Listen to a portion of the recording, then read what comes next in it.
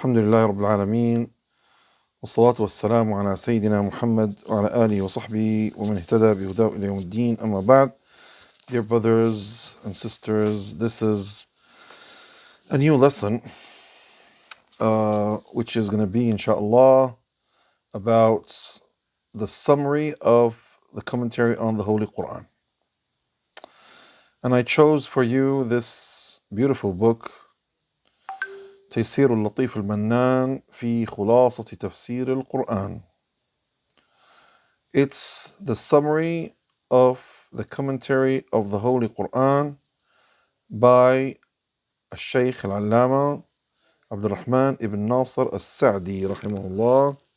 This book, it's only one volume, and it's a very interesting book. You know that it's very important to understand the Holy Quran, and as you know that the Quran is our constitution, and we derive our laws, our beliefs, our morals, manners, everything from the Holy Quran. Allah subhanahu wa ta'ala says, وَمَا آتَاكُمُ الرَّسُولُ فَخُذُوهُ وَمَا نَهَاكُمْ عَنْهُ فَانْتَهُوا, which means that we follow the Quran, and the Quran contains the Sunnah. So therefore the Quran and Sunnah, both of them are the sources of Islam. And therefore it's very important for us to understand the Holy Quran, to study it, to derive from it our beliefs, our laws, our whole life. قل إن صلاتي ونسكي ومحياي ومماتي لله رب العالمين لا شريك له وبذلك أمرت وأنا أول المسلمين.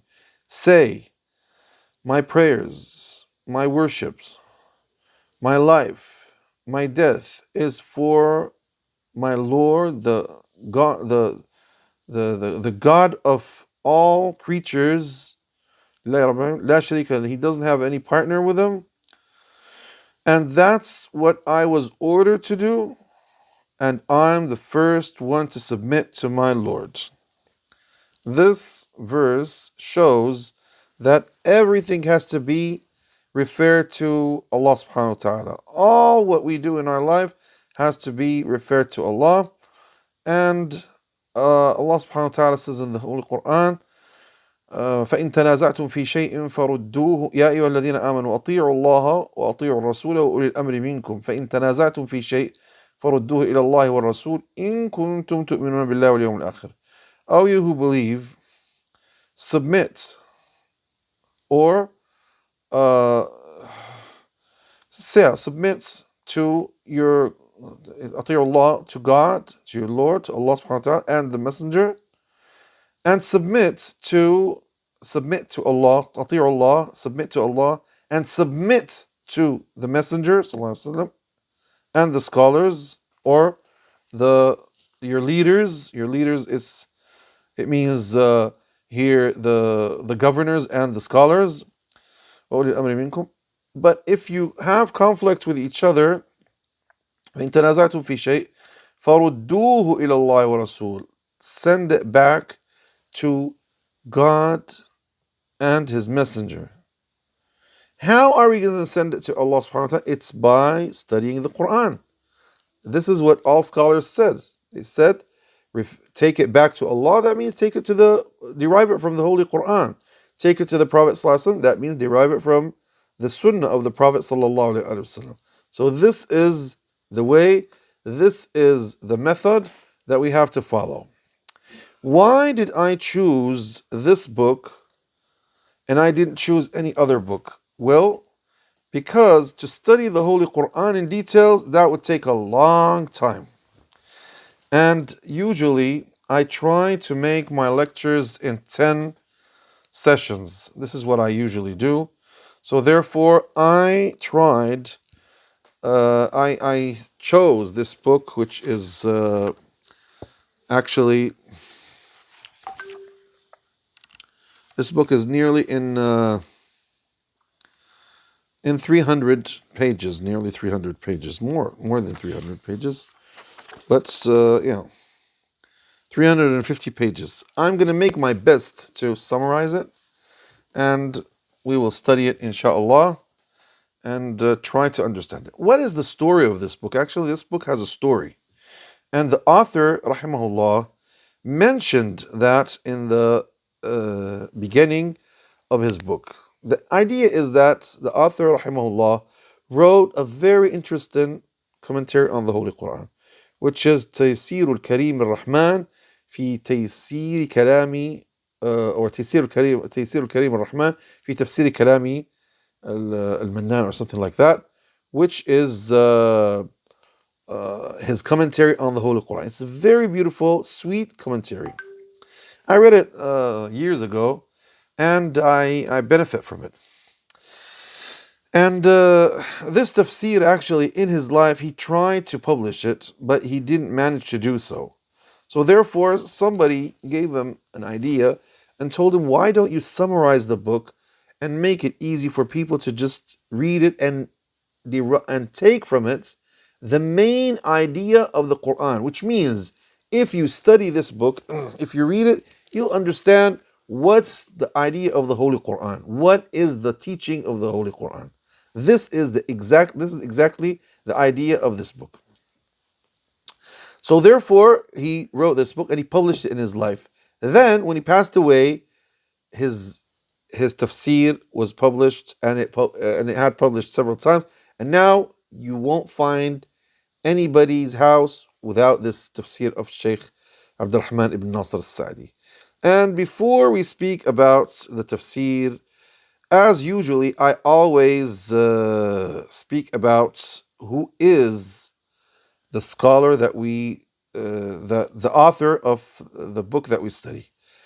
Shaykh Abdul Rahman ibn Nasr al-Sa'di, I can say he's the professor of our professors. He's the professor of my professors, because he is the teacher of lots of scholars that some of them are still alive, and some of them passed away a few years ago. So therefore, who is this Shaykh? And where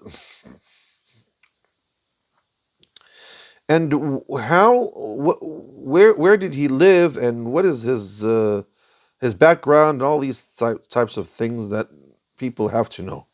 This Shaykh is Abu Abdullah Abdul Rahman ibn Nasr ibn Abdullah ibn Nasr al-Sa'di, and he's from the tribe that is called Tamim. Tamim is a very important tribe, very famous tribe in Central Arabia, and even out of Arabia, but it was in Central Arabia, and they are from the Adnanis. What is Adnanis?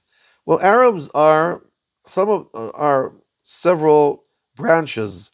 Some of them are from the Qahtanis. They call them the real Arabs, and they originally come from Yemen.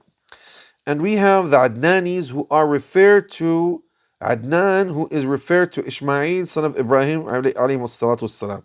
So he is from the descendants of Sayyidina Ismail and Sayyidina Ibrahim, and these are the Arabs that were in Western and Central Arabia. So therefore, he is from this tribe that the Prophet ﷺ says, Banu Tamim ashaddu ummati ala dajjal. Banu Tamim are the most harshest ones from my ummah on the Antichrist that is going to come in the latest days in this life. He was born in a city called, or a village called Unayza, in a land called Qasim, which is part of the Central Arabia that is called Najd. He was born in the year 1307. 1307. Hijri, of course. And his mother passed away when he was 4 years old. His mother passed away when he was 4 years old. And then, so sorry that his father passed away too when he was 7 years old. So he was born, he grew as an orphan. But although they passed away and he was an orphan, but he grew up in a real, in a good, in a good way. Um, so he started memorizing the Quran in the masjid, and he memorized the Holy Quran when he was 11 years old, and then he started studying Islamic studies as all everybody used to study in the past era, where people used to study in the beginning of the Quran, and then they go carrying on studying uh, other types of knowledge. So Shaykh Abdurrahman bin Nasr al-Sa'di, rahimahullah, when he was 23 years old, he started giving lectures. So, subhanAllah, he started teaching people when he was still young, 23 years old, yes. And he used to, um, he was the greatest scholar later on in his city and in all of his region. He studied by several scholars. So he took from a very famous scholar that those days in his land, in his country. He's called Sheikh Ibrahim ibn Jasir, and he was influenced a lot with this scholar, who was very balanced and open-minded, very balanced and open-minded, and this cost him a lots of problems with many scholars in his era who who didn't understand his way of thinking, and they accused him to be against the Sunnah or against the proper way, but actually he was actually more advanced than those scholars. So this scholar focused a lot on hadith, and was influenced a lot by the books of Shaykh al-Islam Ibn Taymiyyah rahimahullah, and Ibn Taymiyyah's doctrine, open-minded, and he knows how to deal with the text and to deal with what scholars say. He has other scholars that other professors or teachers, like Sheikh Muhammad bin Abdul Karim al-Shibil, who taught him jurisprudence, fiqh, Arabic, and other branches of knowledge. And Salih ibn Uthman al-Qadi, he was the judge of Unayza, and he studied Tawheed, Tafsir, fiqh, usul al-fiqh, and all these types of branches of knowledge. And he was so stuck to him that he took from him lots of knowledge until he passed away, rahimahullah. And from his teachers, Abdullah ibn Uhayd, Sa'b al-Tuwajiri, Ali al-Sinani, Ali Nasr Abu Wadi, and all these scholars. Yeah. So these scholars, but one of the famous scholars that he took knowledge from him is a Shaykh Muhammad al-Shangiti, Shaykh Muhammad al-Amin al-Shangiti. But Muhammad al-Amin al-Shangiti, this scholar, he's originally from Shangit. He's originally from Shangit, which is now called Mauritania. And he's not Sheikh Muhammad al-Amin that wrote this commentary of the Quran and stayed and lived in Medina. No, this scholar used to live in the city of Zubayr, radiallahu anhu, which is close to Basra in Iraq. And he came to their country, and he was very, very knowledgeable. He was very knowledgeable, as you know, the way of the scholars of Shangit and North Africa, especially Morocco and Shangit. So when he came to Unayza, he started teaching tafsir, hadith, and Arabic, like Arabic knowledge, like grammar, sarf, and all these types of branches of knowledge. So Shaykh Abdurrahman rahimahullah took from all these scholars these branches of knowledge until he became capable and he became a very great scholar. Shaykh As-Sa'di rahimahullah, more than that, was actually a genius scholar. He was very, very kind, very trained. He had high morals. He used to he was very humble with young people and old people, with everybody actually. So everybody loved him. Rich people, poor people, everybody used to love him and respect him and see him as a great scholar. So he used to spend most of his time um, solving people's problems, teaching them, uh, giving them advices and stuff like that. And he had lots of time writing books, and actually he wrote lots of books. He's one of the famous scholars that in the last century that wrote lots of interesting books, and his books were so easy to read, which means when you read it, you understand it easily. I mean, it's not difficult to understand.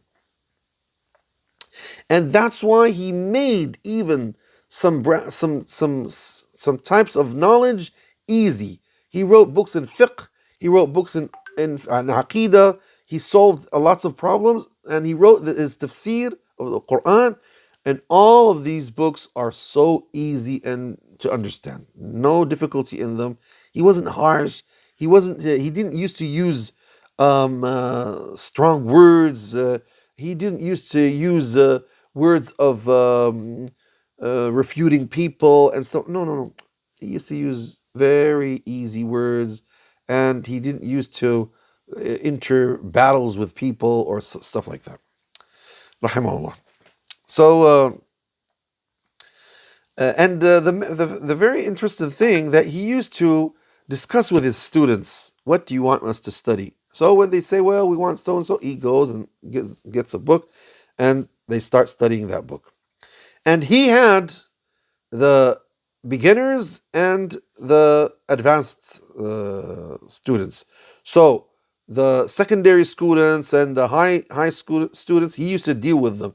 The others, he used to prepare some of his good students to take care of them. So they start with them with these small books and the beginning the primary books that usually people start studying with. Yeah.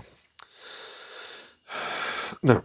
So Sheikh Abdul Rahman bin Nasr al-Sa'di rahimahullah was very capable in fiqh and all what has to do with it, usul al-fiqh and branches of fiqh jurisprudence. And in the beginning of his life, he was stuck to the Hanbali school. He was stuck to the Hanbali school as it is.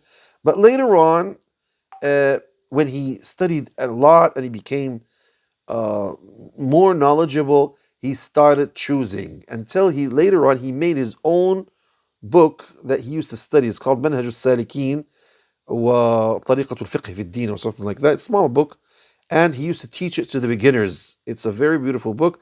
It's not as the Hanbali school. No, it changed things that he thought that's more better than what the Hanbali school says, according to what he studied. Okay, so therefore he used to teach that book and to the beginners. Yes, and he was influenced by the opinions of Ibn Taymiyyah rahimahullah. Yeah, he used to choose some of those opinions of Ibn Taymiyyah rahimahullah. And he wrote, let me just mention some of his books. He has his commentary on the Quran, which is called تيسير الكريم المنان في تفسير كلام الرحمن. Okay? It's in 8 volumes, but later on it was squeezed in one book. And now you can find it everywhere in one book. Okay, one book squeezed, of course. He has a very interesting book that I read it a long time ago. It's called إرشاد أولي البصائر والألباب لمعرفة الفقه بأقرب الطرق وأيسر الأسباب. Making fiqh very easy by question and answer.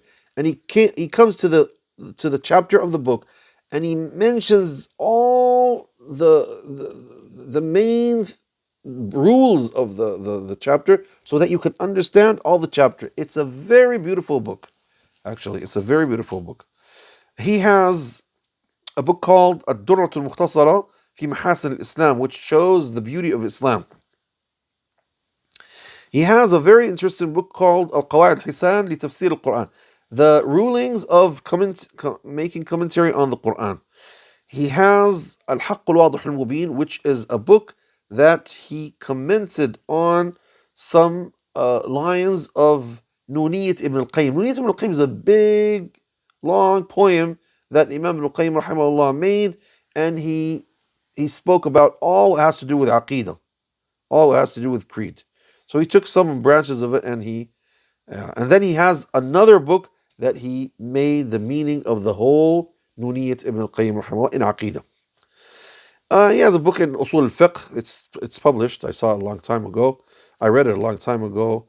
And he has other books and fatawa and stuff. And recently, all of his books were published in a big in volumes that they compiled all what he wrote, rahimahullah wa radiyan. So from his he has 3 great students. He has lots of students, of course, but 3 great students. The first famous one is Shaykh Muhammad ibn Uthaymeen rahimahullah. Muhammad ibn Salih ibn Uthaymeen rahimahullah, which was influenced by him, even his way of thinking, even the way of writing, everything. Sometimes if you read this book and you read this book, you will find them similar to each other. His second students, who is Shaykh Muhammad ibn Abdul Rahman al-Bassam. Muhammad ibn Abdul Rahman al-Bassam is a great student of Shaykh Abdul Rahman ibn Nasr al-Sa'di rahimahullah, and he was Hanbali, and he was like a sheikh, and he had very, very interesting books. He wrote several books, and one of them is commentary on Umdat al-Ahkam. One of them is commentary on Bulugh al-Maram. Is very famous. His books are very easy and beneficial.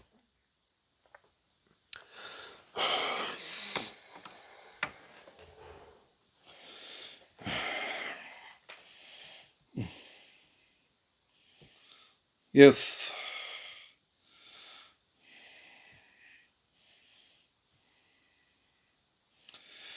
Yes, so this is the second student of Shaykh. The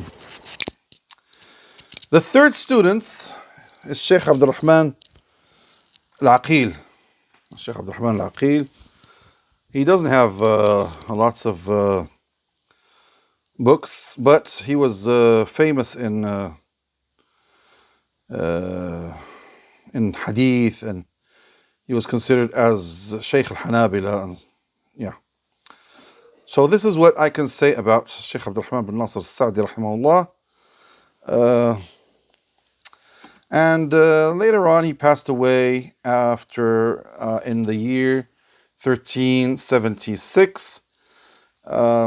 He was 69 years old, rahimahullah. He wasn't so old, actually.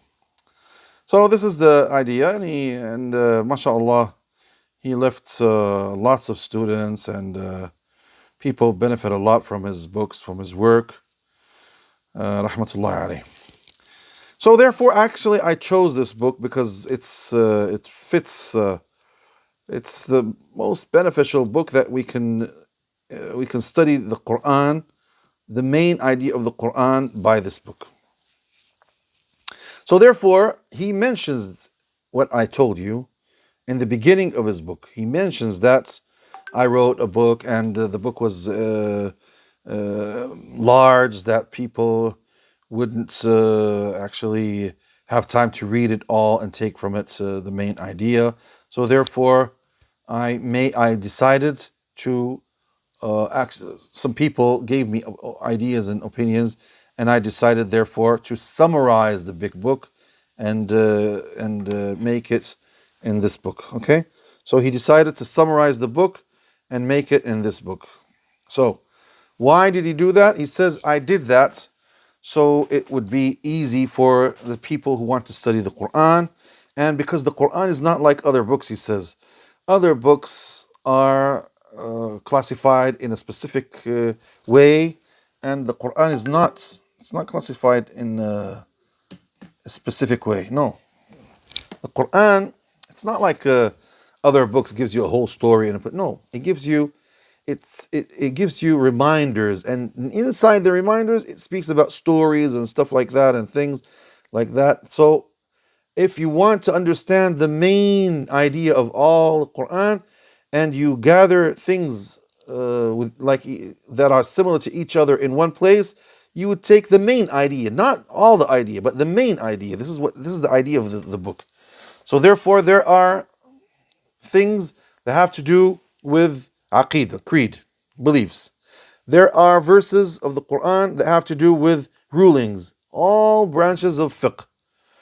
Tahara, salah, ablution, prayer, purification, prayer, fasting, charities, pilgrimage, and marriage, and all what has to do with rulings of family, all what has to do with rulings of civil rulings, like buying, selling, renting, all these types of things, and then rulings of punishments and stuff like that, and rulings of how to deal with other of politics and stuff like that. All these you would find the main verses that speak about that in the Holy Quran. Now you are going to find in the Quran stories, lots of stories in the Quran. All these stories are important and beneficial. So this is what he did. You're going to find in the Quran lots of verses that speak about morals, manners, teachings, how to deal with people, how to be kind, how to be good, what are the proper things to do, what are the bad things to avoid, all these types of things. You're going to find it in the Quran. You're going to find in the Quran lots of things, lots of verses that speak about the hereafter, the proof, all this, it has to do with the creed, actually. So all this, that's why he decided to give this, to write this book. He started with an introduction which gives the attributes of the Quran. The attributes of the Quran. What are the attributes of the Quran? There are lots of beautiful attributes of the Quran that you can find in the Quran, and that Allah Almighty mentioned. So he called the Quran Huda. That means Huda linnas. That means it's a guide for people. Rushd. That means it's righteous. Furqan. That means it separates between truth and false. Mubin, that means it's clear. Tibyanan li kulli shay, that means it shows everything. So all these meanings are the meanings of the Quran. The Quran showed all these things, showed the way of the righteous people, showed the way of the bad guys that you have to avoid, you have to not follow. The Quran is a guidance for people. It's a guidance to show people how to live in their lives and how to reach the hereafter. What is salvation and all these types of things? What are bad things that you have to avoid? What are good things that you have to do? The Quran is called Rahmah. Rahmah means mercy. So Quran is mercy. Why? Because it makes you live in a beautiful life that is a merciful life, and it leads you to a merciful ending in the hereafter as well. The Quran is mentioned as lights, and it's a lights. Quran is lights. It clarifies everything for you, so it's a light. It gives you the meanings, beautiful meanings. It lightens your life so you don't go in darkness. You're guided. You're in light. You're not blind. You're opened. Your eyes are open because the Quran opens your eyes. So all these, when we speak about blind with the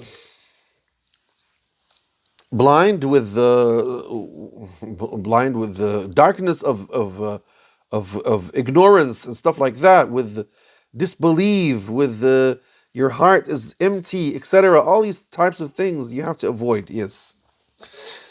The Quran is mentioned as a cure for what is in your chests. It clarifies, it cures you from all the disease that are in the hearts.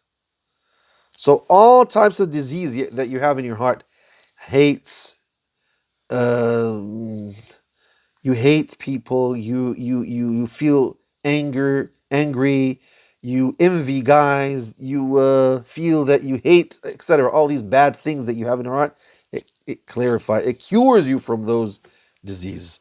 It cures you from the disease of ignorance, of suspecting, doubts, being lost. A lot of people are lost. So the Quran is a great guidance, and it gives you beautiful reminders of that. The Quran it's Allah Subhanahu wa Taala says that it's muhkam. Muhkam, that means it's not long. It's not, you know, sometimes when an author writes a book and he doesn't take care of it again, or doesn't summarize it again, or he doesn't go again, studying it, he discovers that there are lots of mistakes in the book, but the Quran doesn't have those mistakes. There's no mistakes in the book.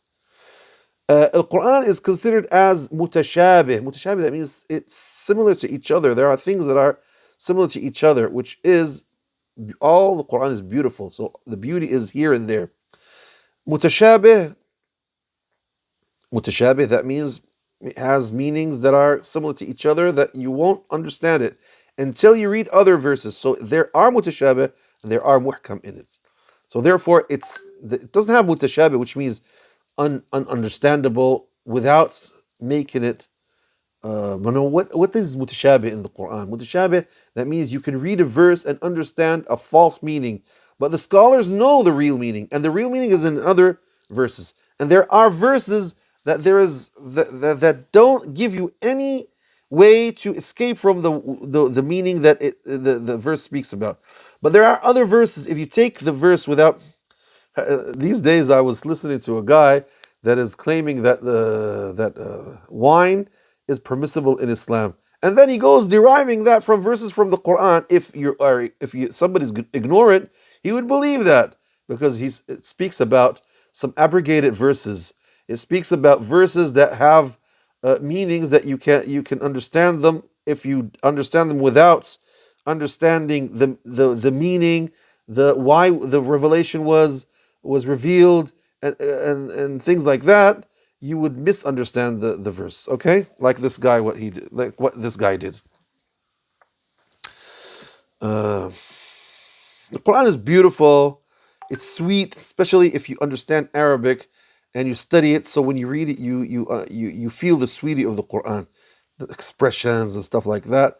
This you can't benefit from it unless you know Arabic, and that's why you won't understand the real meanings of the Holy Quran unless you know Arabic. And that's why I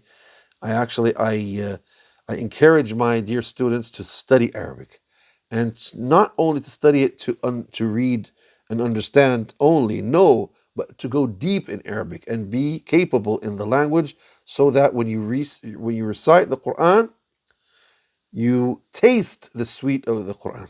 Okay.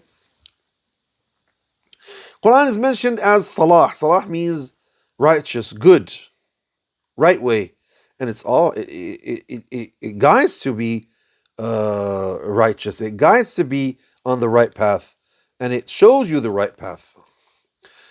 So therefore, if you know that the Quran is mentioned by all these meanings that I just mentioned right now, and it's the beautiful and the highest and the most complete attributes, and you keep on putting these things in your mind and you understand it properly, therefore you're gonna be very interested in studying the Quran, in reading it, in knowing the meanings of it, and going to the several commentaries and reading it.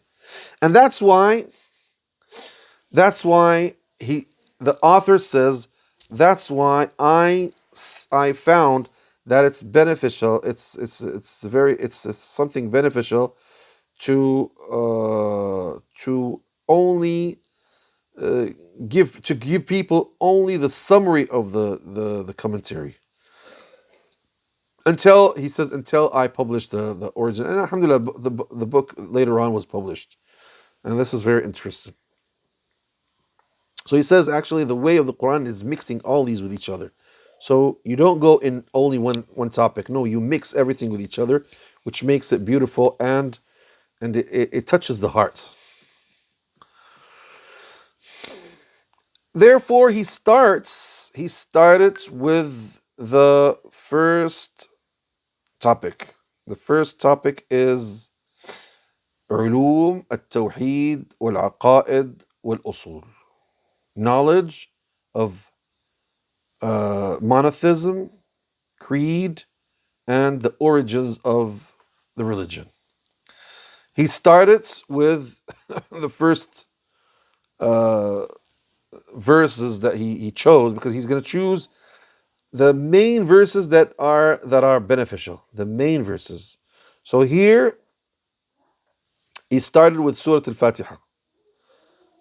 Bismillah ar-Rahman ar-Rahim, Alhamdulillah Rabbil Alameen, Ar-Rahman ar-Rahim, Malik Yawmiddin, or Malik Yawmiddin. إياك نعبد وإياك نستعين اهدنا الصراط المستقيم صراط الذين أنعمت عليهم غير المغضوب عليهم ولا الضالين. By the name of Allah, the most merciful, the most beneficial. Thanks to Allah, the Lord of all creatures, the beneficial, the merciful, the beneficial, the possessor of the day of the judgment day. We worship only you, and we ask help from only you. Guide us to the right, to the straight path, the path of the ones that you bestowed on them your bounty, not the ones that you put your wrath on, nor the lost ones.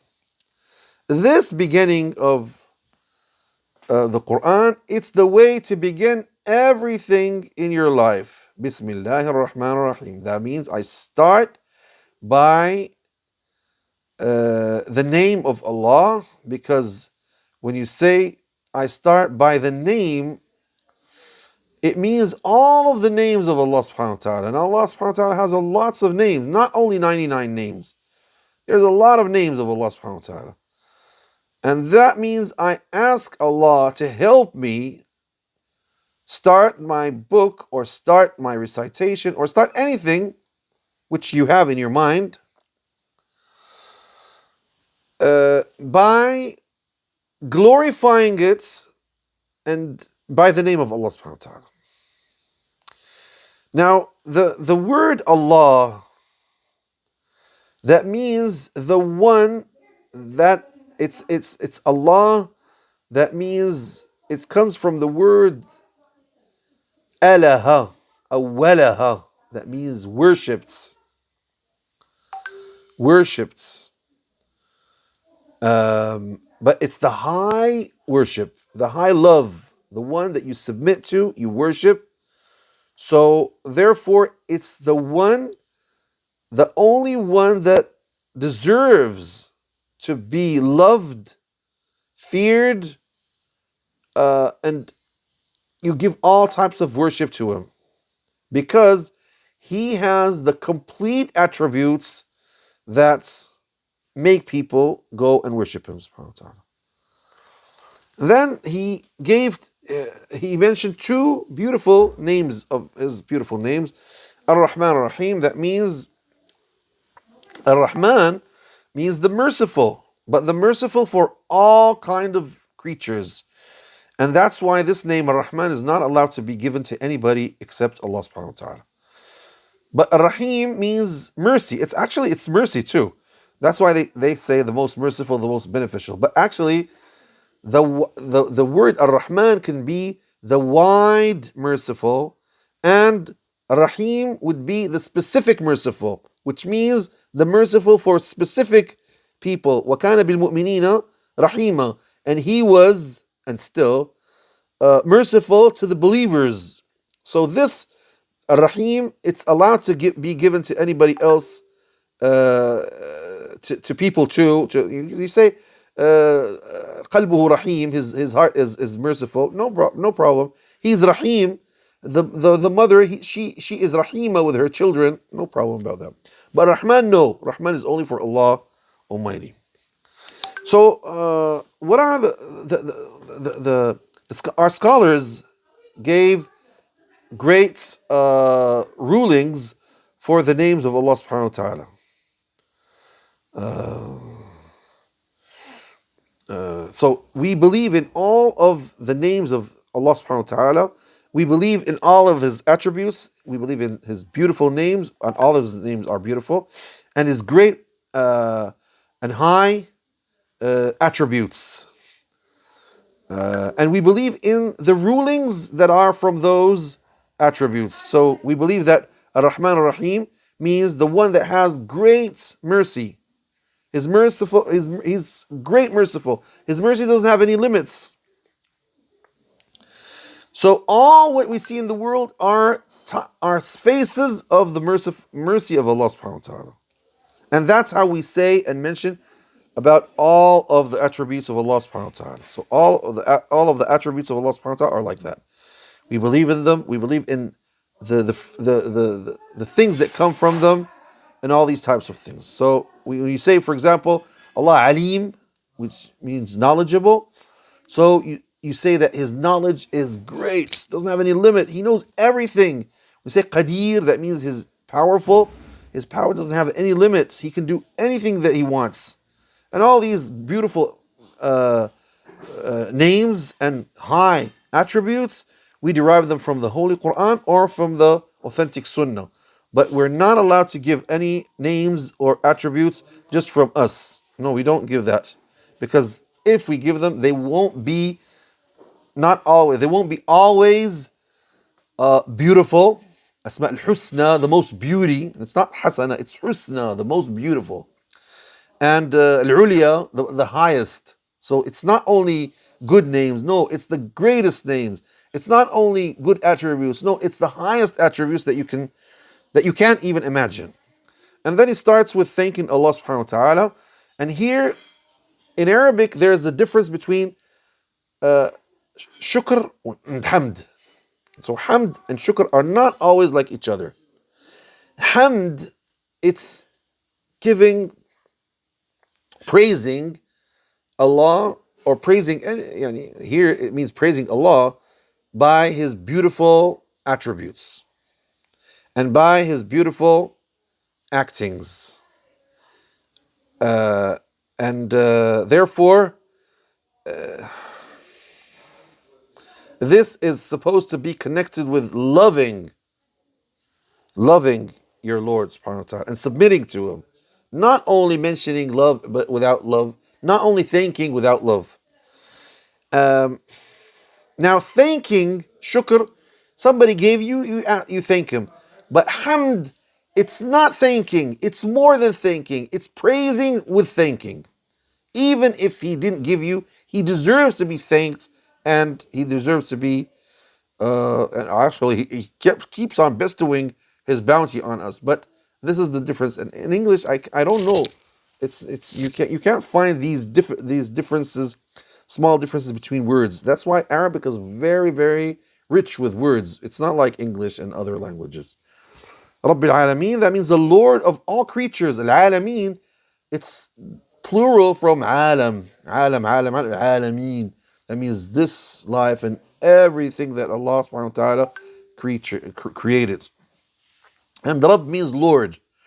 Rabb means Lord, the responsible for, the one who does things for, etc. So he is the Lord of every creature, everybody in the world, good guys, bad guys, good things, bad things, and all things. He's the one who created them. He's the one who provides them. He's the one who does all those good things to them.